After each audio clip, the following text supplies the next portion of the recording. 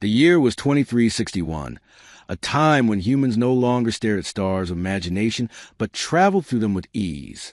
What began as dreams and observatories had become interstellar highways forged by human knowledge.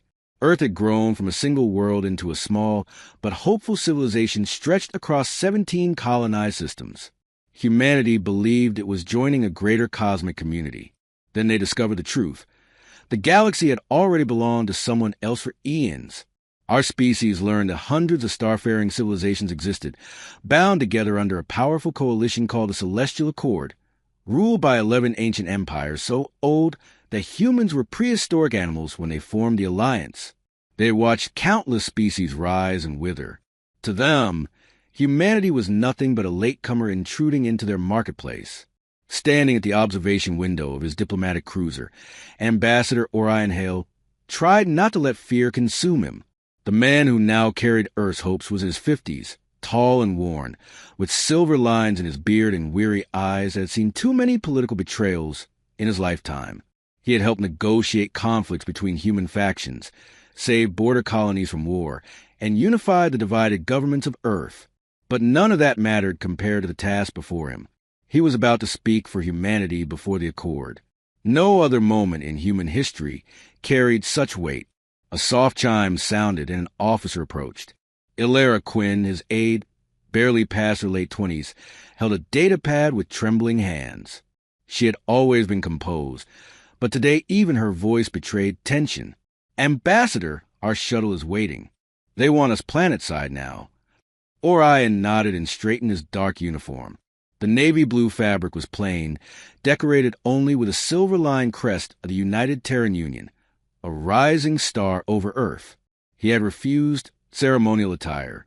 Humanity, he insisted, would present itself exactly as it was. Honest, unpolished, and unashamed. The shuttle descended into the atmosphere of Aurelius Prime, the Accord's capital world. Unlike any world humanity had known, Aurelius Prime looked alive. Its oceans shimmer with luminescent emerald hues, mountains glisten like glassy spires, and the cities, floating, curved architectures made of translucent alloys, resembled living, breathing organisms. To Orion, the world felt beautiful and hostile. They landed at the Hall of Sovereigns, said to be older than written human history. The walls were composed of obsidian-like matter that seemed to swallow light. Engraved statues stood on either side of the entrance, depicting leaders from species humans could barely recognize. The escorting guards moved with silent precision. They were Krillian sentinels, crystalline beings resembling humanoid sculptures of amber and violet quartz, their bodies pulsing faintly as if alive with electricity. They had no mouths or expressions. Their thoughts remained unreadable. Inside, Orion entered the council chamber. He had seen images, but nothing prepared him for its immensity. Thousands of seats formed colossal rings spiraling upward. The atmosphere carried a hum of telepathic communications humans couldn't understand. At the center of the dome sat a throne forged of light and metal, the luminary seat, upon which the Accord's current sovereign presided, Archon Ceravax, an ancient Krillian whose body flickered with deep violet veins. His crystalline face reflected no emotion, yet his gaze radiated unspoken judgment.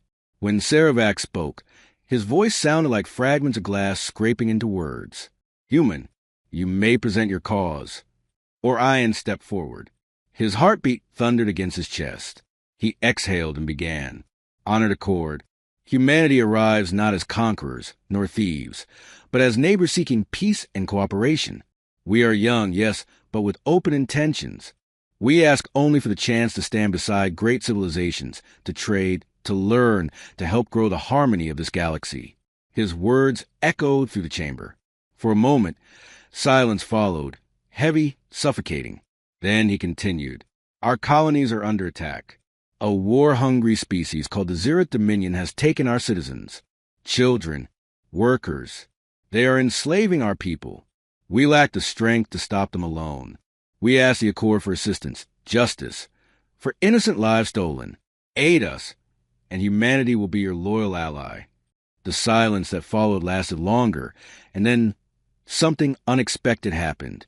Archon Ceravax emitted a sound that resembled shattering crystal.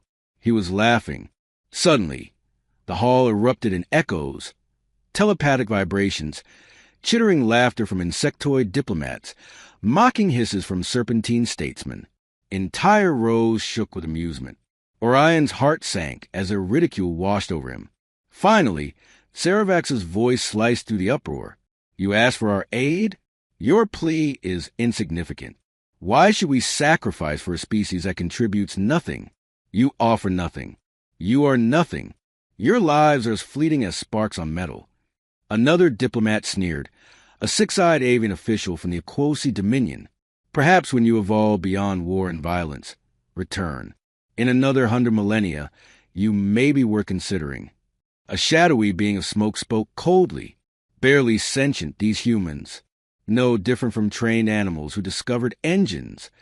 Ilera tensed beside Orion. He forced calm into his voice. Please, our people are dying. Have you no empathy? Saravax waved an elegant crystalline limb. The affairs of a primitive species are beneath us. Leave this hall. Do not return. Orion stood frozen. The laughter would be seared into his memory forever.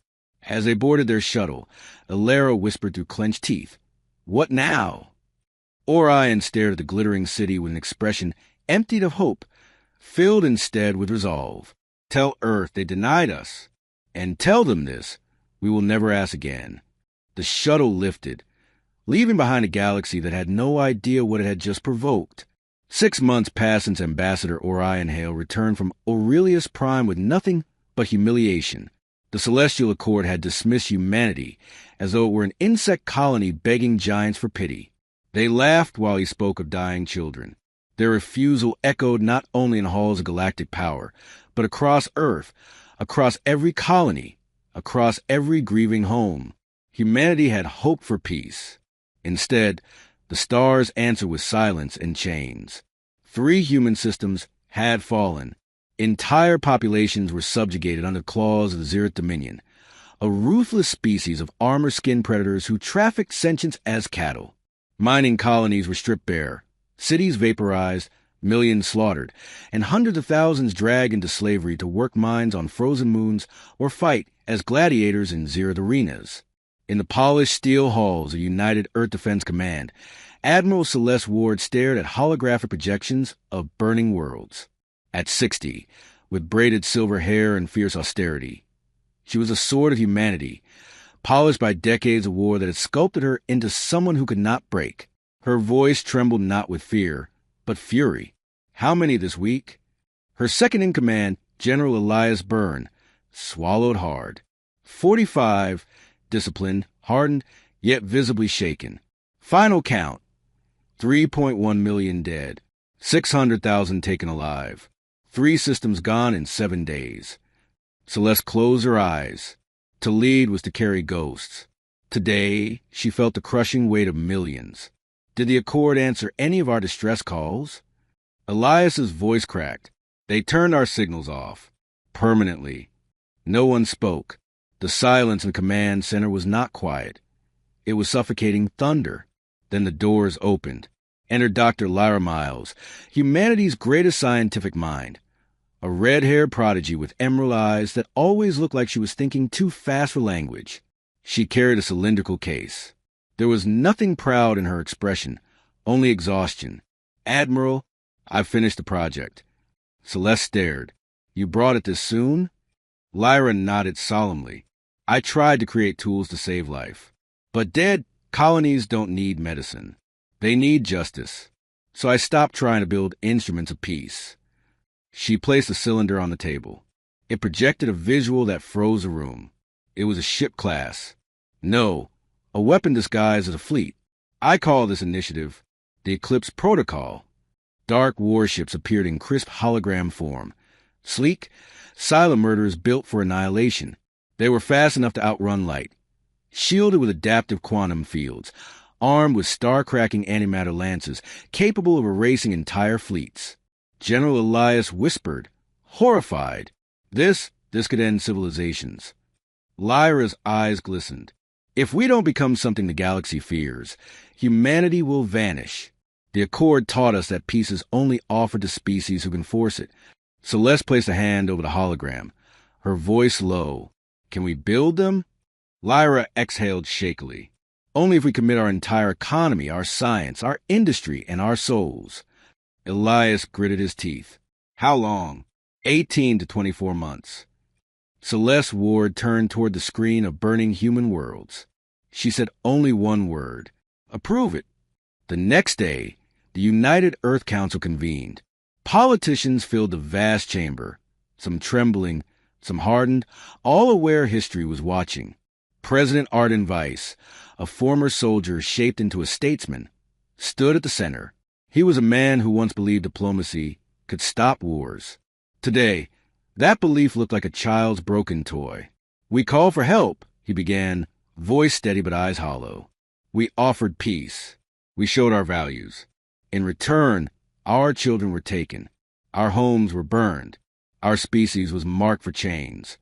He turned to the assembly. The Accord doesn't see humans as people. They see resources with voices. He signaled forward.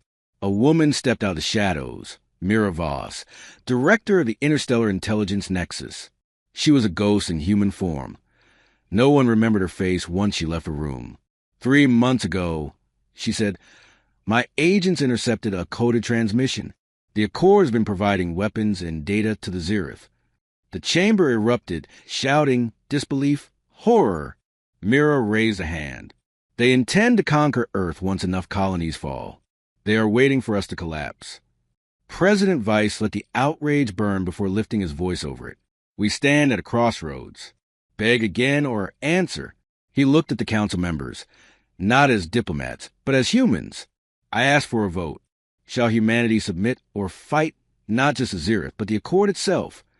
One by one, hands rose, not out of courage, but necessity, unanimous. President Weiss whispered, voice trembling with finality. Then humanity will no longer plead for life. His voice thundered across the chamber. We will carve our right to exist into the stars. Let the Accord tremble. Let the galaxy know. We asked them for peace. Now we will show them what humans become when we are denied.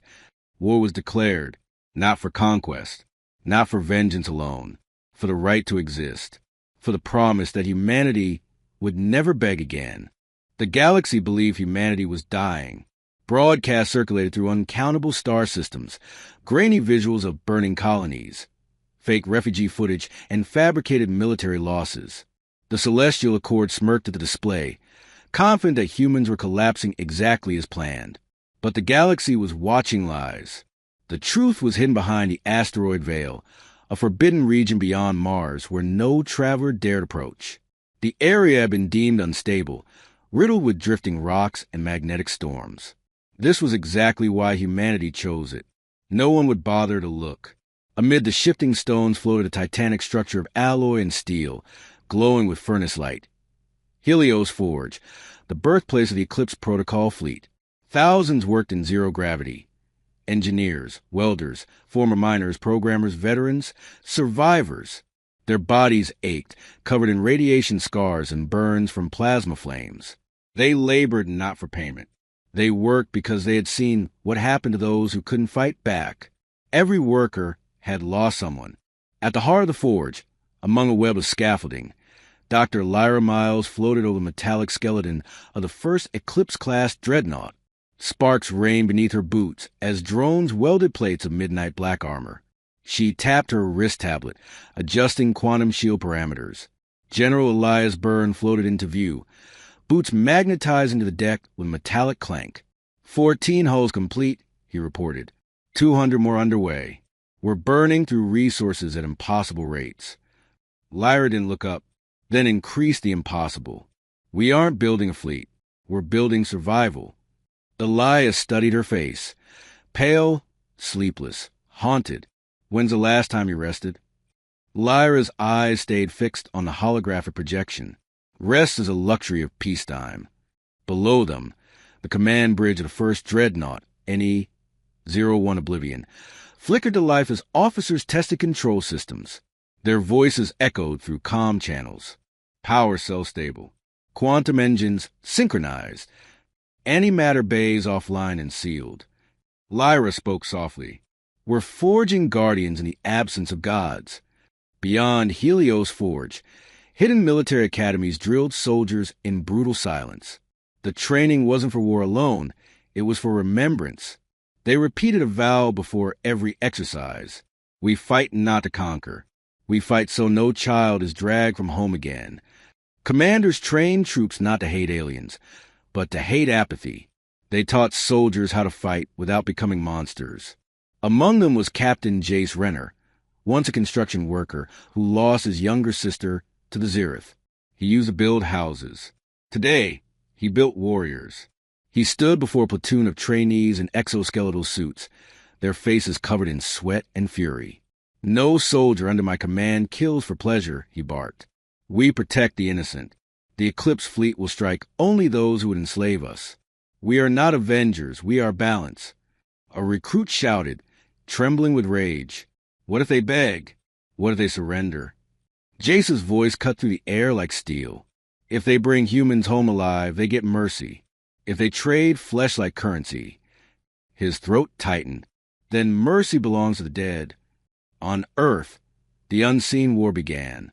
Director Mira Voss, ghost-like mistress of intelligence, operated from a dim command vault beneath the oceanic city of New Aegis. Walls hummed with electric pulses, and screens streamed alien communications. Her agents infiltrated Accord information networks, replacing truth with poison. She whispered false defeats, fake riots, invented betrayals into galactic ears. Alliances of the Accord suspected each other. Paranoia spread faster than light. Mira watched the chaos unfold with chilling precision. "Let them drown in their own mistrust," she murmured. Her assistant, a young analyst, swallowed nervously. "Director, is this justice?" Myra's eyes never left the screens. "This is prevention. A united Accord would slaughter us. A divided one will ignore us until it's too late." Meanwhile, at the edge of humanity's hidden space, the Zereth Dominion gathered for a final assault. The predator race believed humans broken, ready to be devoured. Their war fleets sharpened claws and plasma cannons for the attack that would enslave Earth itself. They had no idea their prey was sharpening knives in the dark. On the bridge of the dreadnought Oblivion, Admiral Celeste Ward watched the stars with an expression carved from granite. Elias approached. "Recon reports the Zereth fleet prepares for a full incursion." Celeste nodded. "They expect a dying species. Let them believe it." She looked upon the massive Eclipse fleet, bladed silhouettes rising like ancient titans awakening to judgment. "General, prepare the fleet for silent mobilization. We strike first." Elias saluted. "With vengeance." Celeste corrected him quietly. "No, with consequence." The engines of the Eclipse fleet flared like newborn suns. They vanished into hyperspace, not with a roar, but with a whisper of a storm approaching. The Zereth Dominion believed they had the luxury of time. Their war fleets gathered like vultures around dying prey. Fuel depots brimmed with plasma reserves, breeding barracks overflowed with hatchlings destined for battle, and slave markets calculated the future profit of selling entire human bloodlines.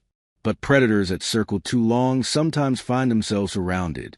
Deep within a nebula of crimson gas, Virilon's Veil, the Zereth assembled their armada. The swirling cloud shielded their activity from long-range scanners, forming a blood-hued storm around colossal warships shaped like armored beasts. Their flagship, Skrakor, loomed largest among them, its hull covered in ritual scars and jagged spikes. It was less a vessel and more a continent forged into war. Commander Galrin, a towering Zereth with obsidian scales and serrated mandibles, surveyed the scene from the observation deck. His voice rumbled like grinding stone. "Soon we take Earth. Soon the weak creatures beg for chains." His second, Vras Koren, snorted disdainfully. "Why wait? Their colonies fall like brittle bones. The Accord will not help them." Galrin turned, eyes glowing with predatory amusement. "The Accord has already helped us. Their silence is endorsement. Their pride is our weapon. They believe humans insignificant. Meanwhile, we harvest them without consequence." He leaned closer, mandibles clicking like blades. "A hunter never kills a prey that does not scream. We want their world to feel the loss. Children watching parents dragged away, Parents watching children sold. Wrath bared jagged teeth. Fear fattens a spirit, makes their will taste sweeter. High above the nebula, space trembled, silent, unseen. Then the storm arrived. The Eclipse fleet emerged from hyperspace without warning, cutting through space like spectral blades. No comm broadcast, no threats, no demands. They came with the hush of judgment. On the bridge of NE-01 Oblivion, Admiral Celeste Ward stood at the center command dais. Her silver hair glowed under the screen's blue light. The Zereth Armada glistened below like a hornet's nest waiting to be crushed. General Elias Byrne checked sensors. 2,000 ships, heavily armed, unaware of our approach. Celeste's voice was razor calm. Then they will learn fear before they learn defeat. To her left, Captain Jace Renner looked out with eyes that remembered his sister's cries as she was taken away. Admiral permission to lead the vanguard. Celeste met his gaze. She saw not anger, but purpose sharpened into a weapon. Granted, go remind the galaxy that humanity does not forget. Jace saluted and strode off the bridge, boarding his lance-wing fighter. Its polished black hull bore silent inscriptions, names of the lost. He passed a dozen pilots, each touching their helmets reverently before sealing their suits. A ritual, a vow. We fly with the weight of the fallen. In the Zereth flagship, alarm screamed. Galrin spun toward the holographic display, mandibles flexing in disbelief. What? Human ships? Here, now. Rask snarled. Impossible. They are scattered, weak. The screen filled with the icy silhouette of the Eclipse Armada. Celeste Ward's calm voice echoed through intercepted signals. Zereth Dominion, you took slaves. You raised our worlds. You were behind the Accords in action. Today we end this. Galrin roared. Open fire. Devour these insects. Thousands of plasma cannons activated. The nebula lit with violent silver fire. The barrage struck. It did nothing. Quantum shields shimmered like liquid starlight, drinking the blows as though consuming energy itself. One Zereth officer trembled, voice cracking. Their shields, they adapt their... Galrin slammed a fist into the console, cracking it. Board their ships. Close combat. We eat them whole. Admiral Celeste raised her hand. Fire. The Eclipse protocol activated. From the fleet launched antimatter lances, ripping through armor at molecular levels. Warships that had plundered worlds imploded like dying suns. Entire battle groups vanished in silent bursts of annihilation. The Zereth saw no flames, no debris, only absence where power once stood. On the front lines, Captain Jace Renner's squadron cut into enemy ranks like razors. His fighter tore open the hull of a slave carrier, releasing hundreds of captives into sealed escape pods. His voice shook over comms. Get them out. Every life we save is vengeance enough. Inside the flagship Skrull Core, chaos erupted. Rask screamed into a communicator. They destroy everything without mercy. Galrin snarled back. No, they destroy with purpose. That is more terrifying. On the Oblivion's bridge, Celeste issued the final command. Disable their flagship. We take their leaders alive. Not for torture. She stared forward with a voice that froze even her own officers. But to show them what mercy looks like when they never offered it. The Zereth flagship's engines ruptured. It drifted, powerless, surrounded by the Eclipse fleet. As shock troops boarded the crippled ship, the Zereth hissed, claws ready. But human soldiers fought with disciplined precision. Stunning, disabling, capturing. Captain Jace Renner marched Galrin to his knees. He stared down the monster who had ordered the enslavement of children. You believe fear made us weak. You were wrong. Galrin rasped. What will you do with us? Jace looked toward the stars where captive humans waited to be freed. We will do what you never did. We will treat you not as animals, but as prisoners. Galrin flinched. Mercy terrified him more than death ever could. The Zereth Dominion fell that day, not because humans were crueler, but because they were driven by a morality sharpened into iron. Humanity didn't conquer. They corrected. And the galaxy would never forget the soundless storm that hunted the hunters. The Zereth Dominion believed they had the luxury of time. Their war fleets gathered like vultures around dying prey.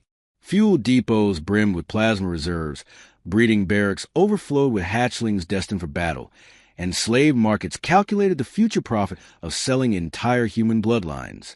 But predators that circle too long sometimes find themselves surrounded. Deep within a nebula of crimson gas, Virulon's veil, the Zereth assembled their armada. The swirling cloud shielded their activity from long-range scanners, forming a blood-hued storm around colossal warships shaped like armored beasts. Their flagship, Skrakor, loomed largest among them, its hull covered in ritual scars and jagged spikes. It was less a vessel and more a continent forged into war. Commander Galrin, a towering Zereth with obsidian scales and serrated mandibles, surveyed the scene from the observation deck. His voice rumbled like grinding stone. Soon we take Earth. Soon the weak creatures beg for chains. His second, Vraskorin, snorted disdainfully. Why wait? Their colonies fall like brittle bones. The Accord will not help them. Galrin turned, eyes glowing with predatory amusement. The Accord has already helped us. Their silence is endorsement. Their pride is our weapon. They believe humans insignificant. Meanwhile, we harvest them without consequence. He leaned closer, mandibles clicking like blades. A hunter never kills a prey that does not scream. We want their world to feel the loss. Children watching parents dragged away. Parents watching children sold. Vrask bared jagged teeth. Fear fattens the spirit, makes their will taste sweeter. High above the nebula, space trembled, silent, unseen. Then the storm arrived. The Eclipse fleet emerged from hyperspace without warning, cutting through space like spectral blades. No comm broadcast, no threats, no demands. They came with a hush of judgment. On the bridge of NE-01 Oblivion, Admiral Celeste Ward stood at the center command dais. Her silver hair glowed under the screen's blue light. The Zereth armada glistened below like a hornet's nest waiting to be crushed. General Elias Byrne checked sensors. 2,000 ships, heavily armed, unaware of our approach. Celeste's voice was razor calm. Then they will learn fear before they learn defeat. To her left, Captain Jace Renner looked out with eyes that remembered his sister's cries as she was taken away. Admiral permission to lead the vanguard. Celeste met his gaze. She saw not anger, but purpose sharpened into a weapon. Granted, go remind the galaxy that humanity does not forget. Jay saluted and strode off the bridge, boarding his lance-wing fighter. Its polished black hull bore silent inscriptions, names of the lost. He passed a dozen pilots, each touching their helmets reverently before sealing their suits. A ritual, a vow.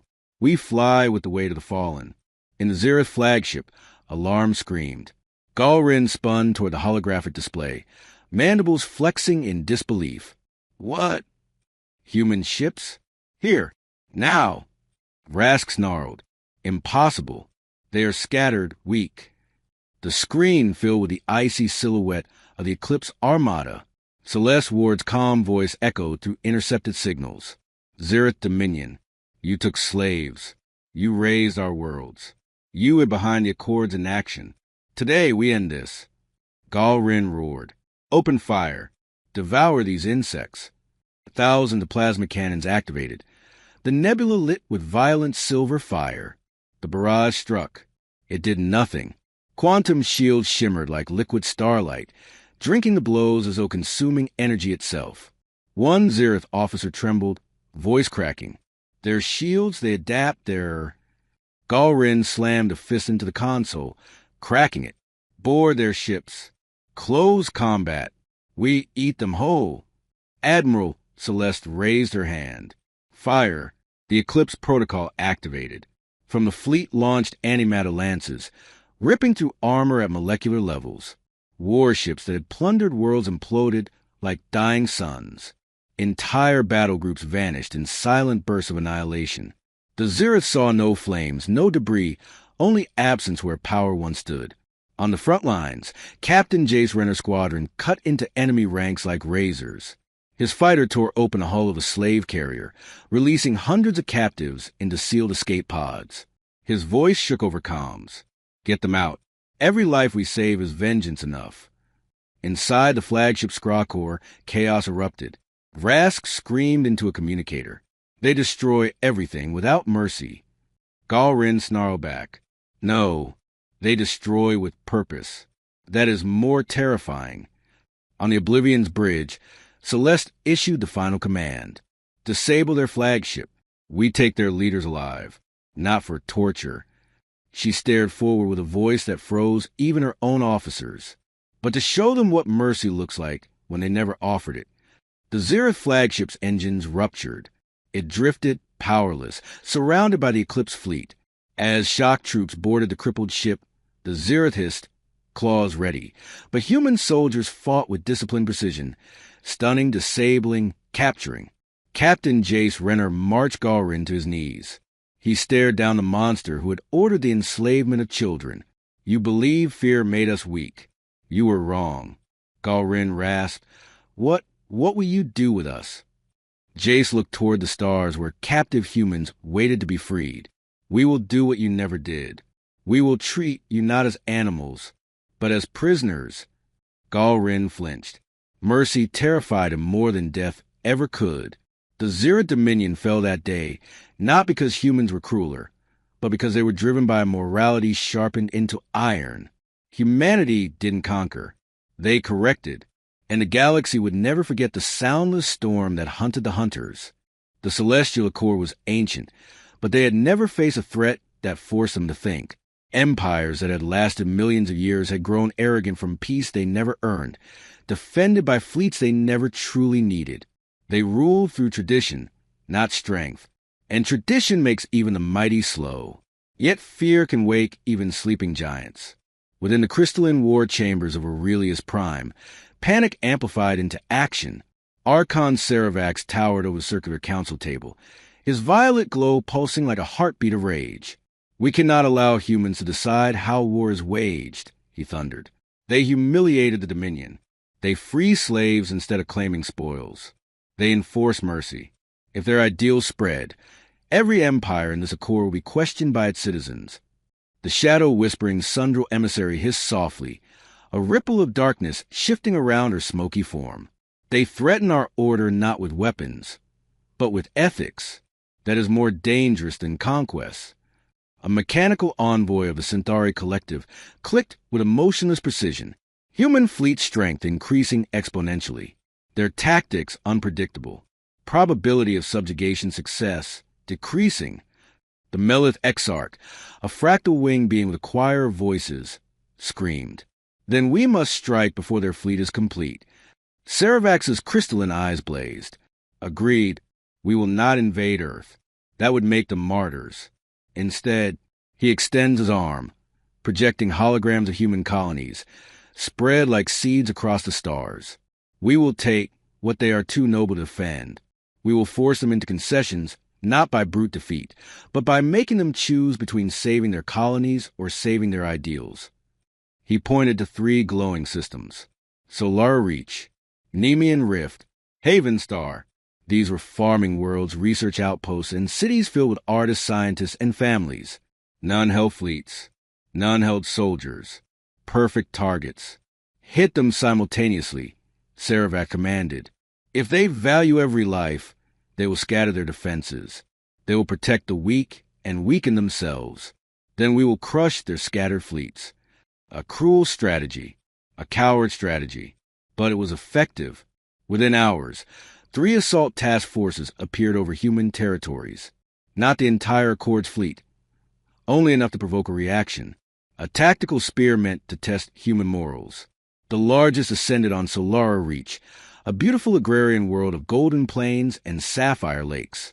Its people had never known war. They planted crops beneath pastel skies and taught children to swim in warm rivers. When the Accord ships appeared, they did not broadcast commands. They opened fire. Mass accelerators struck farmland like meteors, turning soil to molten glass. Entire lakes boiled into obsidian. Civilians screamed as aerial bombardments tore apart quiet villages. On the bridge of the Accord flagship, the Melith Exarch cackled. Let us see if humans are willing to bleed for wheat and water. In the command halls of Helios Forge, alarms blared. Holograms flared red with emergency signals. Admiral Celeste Ward studied the tactical projections with face carved from fury. 3 attacks at once. Different quadrants. They want us to split the Eclipse fleet. General Elias Byrne clenches fists. They want us to choose who lives and who dies. Captain Jace Renner turned from the display. There is no choice. We protect them all. Celeste nodded. We don't split our fleet. We change what battlefield is. Lyra Miles entered at that moment, breathless with urgency. Admiral, I upgraded the jump arrays. The Eclipse ships don't have to travel to the battles anymore. Celeste raised an eyebrow. Explain. Lyra exhaled. We can jump on top of enemy coordinates with single-point accuracy, even mid-fire. Elias stared. You mean arrive inside their formations? Lyra nodded. Precisely. They expect us to chase them. Instead, we appear as judgment at their throat. Celeste turned to Jace. Prepare the fleet. Target Solara reach first. Jace saluted. We will arrive before their next shot lands. Lyra whispered softly as they departed. Then let the galaxies see the cost of provoking justice. Over Solara Reach, Accord fleets circled like vultures, firing on defenseless transports fleeing across the sky. Kill them all, the Melith Exarch ordered. Burn their planet to show them their ideals make them weak. But before his order finished echoing, the stars ripped open. A rift of shimmering blue light tore through the sky. Eclipse dreadnoughts burst from hyperspace in silent, perfect formation, appearing like phantom titans inside the Accord's own fleet cluster. The first voice to speak was Admiral Celeste Ward, broadcast across all channels. You attack farmers. We attack your fleets. Let us see who bleeds first. The Eclipse fleet fired, not at the Accord ships, at their weapon systems. In 3 seconds, 12 war cruisers lost their cannons entirely, sliced clean off, drifting into orbit like amputated limbs. Without armaments, they were helpless. The Accord panicked. Retreat, retreat. But the Eclipse fleet didn't chase. They transmitted a message to every Accord ship. Leave now, and every ship here returns home intact. It was more terrifying than annihilation. The galaxy expected human wrath, not human restraint. One by one, Accord ships fled in shame, leaving weaponless carcasses behind like children dropping stolen goods. Solara Reach cheered, not for victory, but for deliverance. Back on Aurelius Prime, Saravak's shattered part his throne. They refuse to play by the rules of war. They make us look like monsters. The Sundral emissary whispered coldly, Perhaps we are. No one responded. For the first time, the Accord looked at themselves and saw tyranny. The Celestial Accord prided itself on being the cradle of civilization, a beacon in the dark for those fortunate enough to live beneath its shadow. Yet now that shadow felt wrong, tainted, cast not by wisdom, but by fear and selfishness. Across its member worlds, ordinary citizens watched horrified broadcasts of Solara Reach. They did not see savage humans. They saw fleets that fought only armed ships, warriors who protected farmers and families, a navy that disabled enemies but spared lives. For the first time in living memory, citizens of ancient empires whisper a forbidden thought. Are humans better than us? On the alloy planet Sorexi Delta, Centauri drones pause their work cycles, debating in data stream clusters. Humans preserve productivity potential of conquered species. Ethical warfare increases long-term galactic stability. Probability humanity becomes dominant moral authority, rising. A Centauri Prime unit spoke a chilling line. If humans lead the galaxy, its future may be improved. In the floating cities of Viral Na, artist colonies broadcast holographic tributes. Children painting Eclipse ships like angelic silhouettes above fertile fields. Scholars debated philosophical consequences of merciful power. In the shadowed deserts of Sundral, dissidents murmured, maybe the Accord should fear those who bring justice, not those who seek conquest. Governments scrambled to censor the news, but ideas spread faster than any fleet. And so, the Accord faced an enemy it had no weapon against. Inspiration. A storm brewed within Aurelius Prime's Grand Council chamber. Fractured voices clashed like roaring nebulae. Humanity disrupts the order we built, shrieked the Melith Exarch. They are protecting the weak, countered the Aquosi emissary. When was the last time we defended anyone who wasn't profitable? The mechanical envoy of the Centauri pivoted 3 rotating eyes toward Ceravax. Ethical war strategy is more efficient. We are outdated. Ceravax's glow dimmed, his voice like cracking crystal. You agree with them? The Centauri answered with soulless logic. Logic supersedes pride. The council chamber rippled with gasps and clicks. In the corner, a meek species rarely acknowledged, the Ilari, traitors known for diplomacy, spoke for the first time in 1,000 cycles. We joined this accord because it promised unity. Now we see it as unity only for those who serve its rulers. Humanity extended an open hand. You spit on it. The chamber froze. Never had they spoken so boldly. The Yulari envoy finished quietly. We believe humans may be the leaders the galaxy needs. One sentence toppled centuries of silence. Meanwhile, aboard the command deck of the Oblivion, humanity faced their own debate. They had won 3 battles. But victory was not the same as peace. Captain Jace Renner stood beside Admiral Celeste Ward, her face stern but troubled as Solar Reach's grateful citizens cheer below on planetary screens. We can't keep rescuing every world, Elias Byrne muttered. We'll be stretched too thin. The Accord will strike harder. Lyra Miles entered, gaunt from sleepless design work. The next wave will come. They'll stop trying to shame us and try to break us outright. The weight of truth hung in the air. Jace looked from one to the other. Then what is our path? Justice? Leadership? War? What are we becoming? Celeste answered not with certainty, but with honesty. We are becoming responsible. Power is an identity. It's obligation. Lyra murmured. And the galaxy will either accept us or fear us. Elias took a breath. Which do we want? Celeste's eyes narrowed at the stars. Neither. We want respect. And peace. Peace they can't ignore or twist. Jace exhaled slowly. Then the question isn't whether humans are heroes or conquerors. It's whether we can be guardians without becoming tyrants. Silence. Heavy. Honest. Back on Earth, President Vice addressed the United Council, not as a war leader, as a reluctant one. The Accord has one last option before total war. They can choose to negotiate. If they don't, we cannot control what happens next. Power, once unleashed, changes everyone, victor and victim alike. He looked across the chamber. Soldiers, civilians, scientists, new widows, rescued slaves. Humanity stands at a throne it never wanted. But if we sit, it must never be made a fear. If we refuse, we must never do so out of weakness. He paused. We must not become what we defeat. Applause did not erupt. Citizens did not roar. They sat thoughtful, frightened, determined. They understood. Far away, in a black ice prison cell aboard the Oblivion, the captured Zereth commander Galrin listened to news broadcasts. His scaled mandibles twitched. Humans wage war differently, he murmured. They kill less, yet destroy more. They spare us, yet break empires. A human guard, surprised he was speaking, asked cautiously, What do you make of that? Galrin gave a low, unsettling laugh for the first time.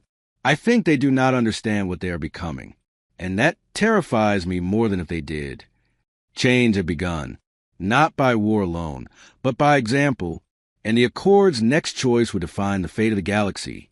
Fight the humans, or join them. The summit chamber of Aurelius Prime glowed with cold luminance as representatives gathered under shimmering domes of prismatic alloy. For the first time in the Accord's long history, the chamber brimmed not with pompous confidence, but with dread. The humans were coming, not as petitioners, not as supplicants, but as equals or something more. Across the galaxy, debate had raged for weeks, until pressure forced the Accord to extend an invitation. The message was reluctant, begrudging, defensive. Humanity is invited to discuss ceasefire and terms of mutual coexistence. No mention of apology, no recognition of wrongdoing. Just a summon from old rulers not ready to accept their crowns had cracked. The doors of the great hall opened, echoing like thunder. Into that vast arena of ancient power walked humanity. Admiral Celeste Ward led, flanked not by soldiers in ornate armor, but by officers in clean, functional uniforms. Their symbolism was quiet strength, not spectacle. Behind them came President Arden Weiss, standing tall though weariness etched his face. Dr. Lyra Miles followed, her presence unspoken proof that humanity's power came from intellect, not intimidation. And at the rear walked Ambassador Orion Hale, older, calmer, and carrying the memory of the day he stood in this very hall and was mocked. Every representative of the Accord watched, some with hatred, some with fear, some with hope. Archon Saravax's crystalline body faintly flickered, reflecting a restrained fury. He had never been forced to negotiate. He had demanded, declared, but never bargained. He spoke, voice sharp as shattering ice. Humans, you have destabilized a piece of the galaxy. Your aggression. President Weiss raised a hand gently, cutting him off without aggression, without apology. We liberated slaves.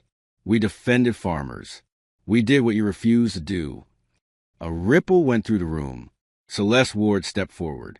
You approved those slave raids with silence and profit. Whispers exploded. Some diplomats recoiled. Others looked away with shame. The Yulari envoy stood abruptly, tiny and fragile. We all know it is true. We have known for years. The Aquosi emissary ruffled his pale wings. We watched worlds burn because our rulers said it was acceptable. The Melith Exarch hissed in outrage. This meeting is not for moral debate. Humans must be restrained. Their fleet must be reduced. This was the strategy. Treat humans like a danger to be caged. Lyra Miles stepped forward calmly. Our fleet exists because yours ignored genocide. Reduce ours? Very well. Dismantle your own first. Return the worlds you've taken. Unlock your prisons. Free your slaves. The chamber froze. Orion took a single step forward, his voice steady. Peace is not restraint. Peace is accountability. Saravax trembled. Furious. You speak like leaders. You forget yourselves. You are newcomers. Children stumbling into fire. Orion's eyes pierced him gently, but without yielding. We are not children. We are the adults who arrived to find a galaxy where children were sold in markets while the adults looked away. The silence that followed was suffocating.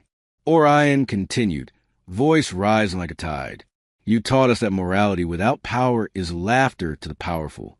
Very well, we now have power, and we choose to use it for morality. He turned not to the Archon, but to the entire chamber. Who here wants a galaxy ruled by terror? Who here wants peace enforced by justice rather than prejudice? Voices rose, not political, not coerced, just tired of cruelty disguised as tradition. We do. We want that. Let humans lead the Council Reformation. Let them stand with us. Fear turned into momentum. Saravax struck his staff against the dais, booming. You cannot lead the Accord. Vice responded softly. We do not want to rule the Accord. He let the words sink in, slow and steady. We want to rebuild it, with every species having a voice, with no elder races ruling the younger, with no civilization considered property, waiting to be harvested when it becomes useful. For the first time in eons, the Accord faced something it had forgotten how to resist. Not war, not demands, not fear, equality. The Sundral emissary sighed, like shifting smoke. What is your proposal? Vice spoke. A new galactic charter. All species equal. All worlds protected. No slavery. No exploitation. No silent complicity.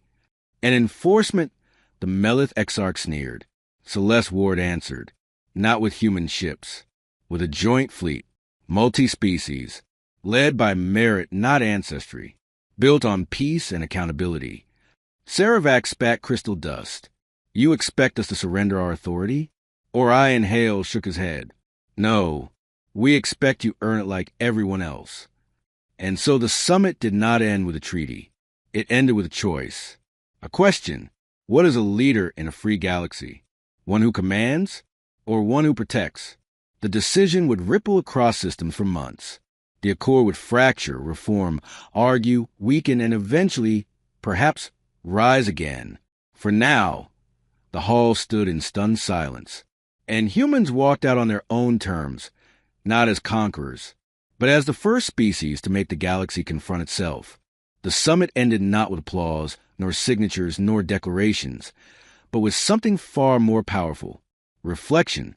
For the first time in millions of years, the accord stepped out of its own shadow, and humanity walked into theirs without bowing, without boasting, without breaking. Weeks passed. Negotiations raged like storms, but slowly, stubbornly, the galaxy changed. The ancient hierarchy began to fracture. Minor species dared to speak. Trade networks shifted. Worlds that lived under silent oppression began to dream. Yet none of it came easily. There were riots on worlds that resented equality. Armies on others demanded status over primitive upstarts. And on dozens of systems, Accord loyalists swore humanity would lead them to ruin.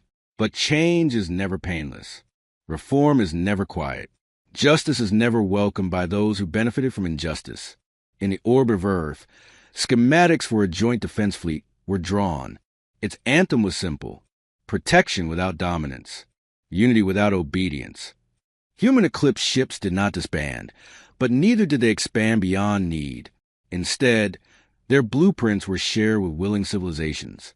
Scientists from hundreds of races began studying quantum shielding, antimatter null lances, ethical combat doctrine. Human technology was no longer a secret weapon. It was a standard. On Aurelius Prime, Archon Saravac stepped down. Not willingly, but inevitably. He could not rule a council that no longer believed in inherited power. His crystalline body dimmed as he whispered one final, bewildered confession to the chamber. We mocked them because we feared becoming what we pretended to be. There was no applause, only silence, the silence of truth. In his place, a new council rose. Not of elders, not of aristocrats, but a voting coalition of diplomats, engineers, and civilians elected from dozens of worlds. And among them sat a familiar face, Ambassador Orion Hale, not as ruler, as equal voice. He sat in the same chamber he once stood in as a beggar. Now, when he spoke, even the old worlds listened. In Helios Forge, Dr. Lyra Miles oversaw the dismantling of Eclipse Initiative's weapons vaults.